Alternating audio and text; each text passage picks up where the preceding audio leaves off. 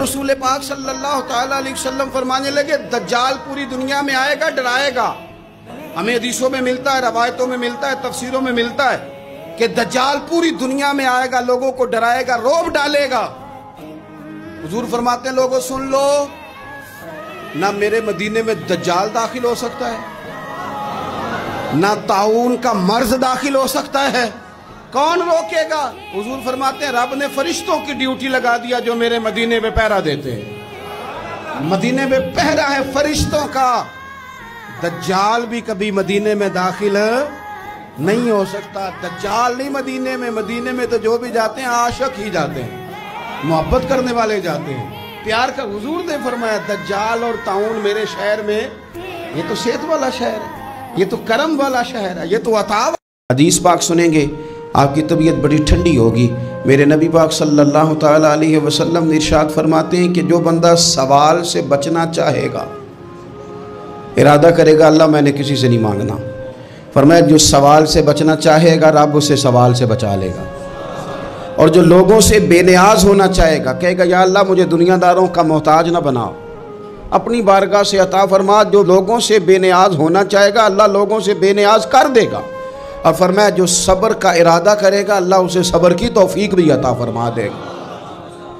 इरादा तो करे, प्रोग्राम तो बनाए, तौफीक तो अल्लाह देगा। जो सब्र का इरादा करेगा अल्लाह सब्र की तौफीक भी अता कर देगा। और हुजूर सल्लल्लाहु ताला अलैहि वसल्लम फरमाने लगे, याद रखो किसी बंदे को जो बेहतरीन तोहफा दिया गया है ना, अगर किसी को कोई बेहतरीन अतिया मिला है तो फिर अल्लाह ताला ने उसे सब्र अता फरमाया है। ये बेहतरीन तोहफा है, इससे ज़िंदगी सवर जाती है, इससे इंसान बावकार और मुतमईन हो जाता है। गुलाम की सबसे बड़ी ख्वाहिश और आरज़ू ये है कि हुजूर की ज़ियारत नसीब हो, कभी उनका चेहरा नजर आए। लंग कई महीने ते बरस गए ते तेरी दीद नू दीदे तरस गए। तो कहा वो तो जश्न का दिन होगा जिसको कहते हैं कयामत, और हश्र जिसका नाम है। तेरे दीवानों के लिए वो दिन तो जश्न आम है। आयातुल कुर्सी के बारे में 3 दिल खुश कर देने वाली फजीलतें। नंबर 1, जो बंदा रात को सोते वक्त आयातुल कुर्सी पढ़ता है तो एक फरिश्ता अल्लाह की तरफ से सारी रात उसकी सांप, बिच्छू, जादू और हर तरह के बलाओं से हिफाजत करता है। सिवाय मौत के कोई चीज उसको नुकसान नहीं पहुंचा सकती। अल्लाहू अकबर। नंबर 2, जो बंदा हर फर्ज नमाज के बाद आयातुल कुर्सी पढ़ता है तो अल्लाह के रसूल सल्लल्लाहु अलैहि वसल्लम का फरमान है कि उसके और जन्नत के बीच सिर्फ उसकी मौत का फर्क है, यानी जैसे ही रूह कब्जा हुई सीधा जन्नत में जाएगा। सुभान अल्लाह। नंबर 3, अल्लाह के रसूल सल्लल्लाहु अलैहि वसल्लम का फरमान है, पूरे कुरान शरीफ में सबसे ज्यादा फजीलत वाली आयात आयातुल कुर्सी है। हुजूर सल्लल्लाहु अलैहि वसल्लम का इरशाद है, अल्लाह ताला उस शख्स को तरोताजा और शादाब रखो जिसने कोई हदीस सुनी और उसे याद करा और लोगों तक पहुंचा। कुरान चीख चीख के कह रहे हैं कि जो नमाज नहीं पढ़ता अल्लाह के यहाँ मुसलमान नहीं है।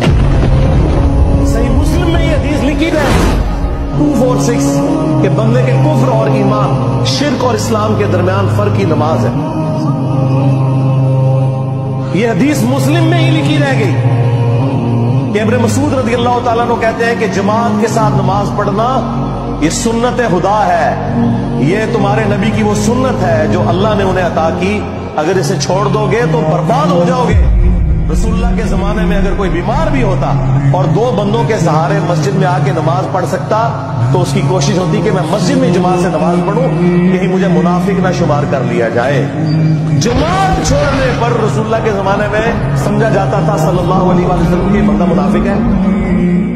सहाबा किराम को, अहले बैत को कब मालूम था कि ऐसी उम्मत भी आने वाली है जो आपसे बड़ा इश्क़ रसूल होने का दावा करेगी और नमाज एक नहीं पढ़ेगी।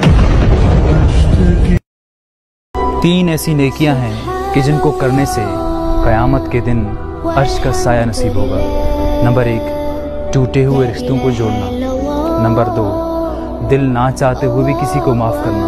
और नंबर 3, किसी की पर्दापोशी करना।